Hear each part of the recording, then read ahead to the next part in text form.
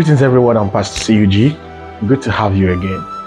All right, quickly, I want to talk about the forthcoming election and the church. The forthcoming election and the church. I get to see a lot of persons say that the church has nothing to do with politics. The church has nothing to do with, we've always heard the politics is a dirty game. Politics is a dirty game. I think that's one of the things I started hearing even while I was still a child, coming up and all that. So based on some religious mindsets, some religious teachings and everything, it made the church or made the Christians or the church stay away from politics. But in the politics, we were having more of the Muslims, right? The Islams dominate, other religions per se dominate in the political sector. So now, how can we say that the church has no role to play in Nigerian politics when actually we have a lot to play? All right. How can we say that the church has no role to play in the Nigerian politics when actually the policies that are made in the governmental stand affects the church?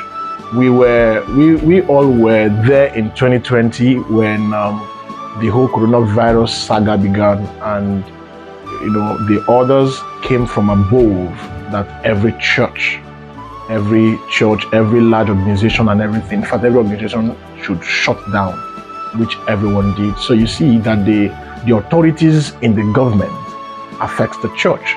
Tomorrow now, if we have a crazy government can stand up and make policies and say, hey, no church should be allowed to function. No church should be opened. No church, let there be no gathering of worship. Let there be no worship gathering. Christians should not gather and everything. There are some governments that can be manipulated by the devil, right? If we allow the wrong people come into government, then the church can easily be fought, right? The church can be fought.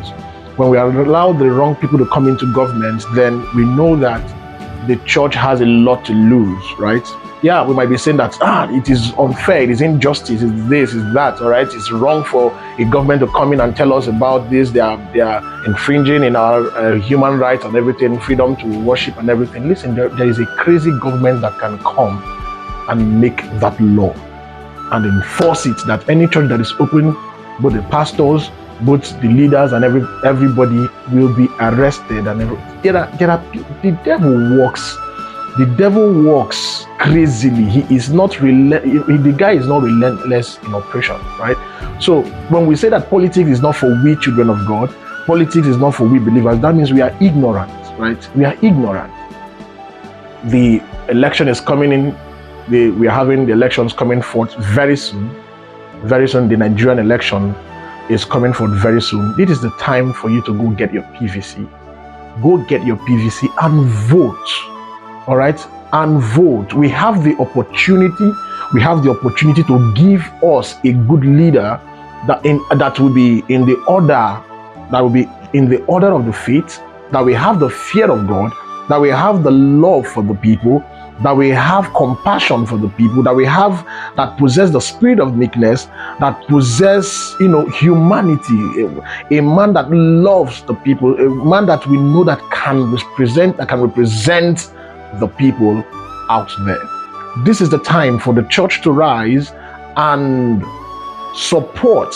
For the first time, I think the church should come together, stand and support the next leadership of this country.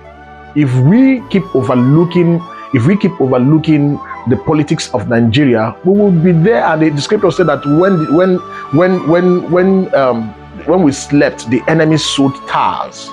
When we slept, that sleeping can be ignorance, that sleeping can be nonchalance, that sleeping can be naivety, that naiveness, that sleeping can be, carelessness. So when we slept, when we ignored, the devil sowed tares. When we ignored, the devil sowed tares. When we were careless, when we were carefree about things like this, the devil sowed tares. We are not willing to have another tare come into the leadership of this country.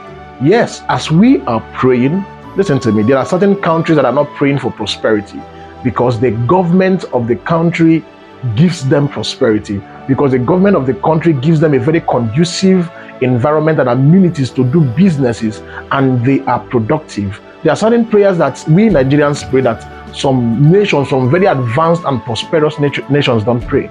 You get? Because God has empowered their government. God has empowered their government to give them everything necessary for their prosperity. All right? They live prosperous because they have good leaders who are making good economic decisions that affects the welfare and the well-being of the commonest citizen. It is our time to send that leader to the throne. It is our time to come together and cast our votes in this election. It is the time for us to make a wise decision, not just praying. No, it's not just praying. We pray and we vote. We pray and we vote. We pray. Scripture says that faith without works is dead. You can be praying indoors, but your works is needed. We will need to go out to the polls and vote in the right leader. And you get what I'm saying now? We need to go out there and vote in the right leader. Listen, politics has a lot to do with the church, because they are the one that makes the crazy decisions that affects us. Before you know it, there's one law, there's one policy now that affects, that is throwing everybody helter skelter. Come on. They will say lock up churches and everything, and we are there, we are angry in churches, we are angry. You will say, why would they do this? Well, they have no right, they have no right to do this, they have no right to do that, they have no right. That is not the law. That is not the law. Hey, this is our opportunity to vote in a man that fears the Lord. Not just a man that fears the Lord, a man that has love for humanity, a man that has the people at heart. It is the time to vote in a wise leader. This is the time. This is that time to vote in a wise leader. I myself, I have my candidate I'm voting. I am voting Mr. Peter Obi. That's my candidate. I don't know your candidate, but I urge you to vote wisely. I urge you to vote with posterity at heart. I urge you to vote with the generation unborn at heart. I urge you to vote with carefulness. All right, don't sell your vote. Don't sell your vote. When you sell your vote, we are just risking another 8 years of penury, and I tell you, we can't afford that now. Vote. The church has a lot to do with politics. Please, let's engage ourselves in politics. This politics we are doing it has to do with our leadership here. We have spiritual leadership and we have governmental leadership, right? We have political leadership. It has to do with leadership in our nation. It is very important. Don't say because I'm a spiritual person I have nothing to do with politics. Hey, you have something to do with politics.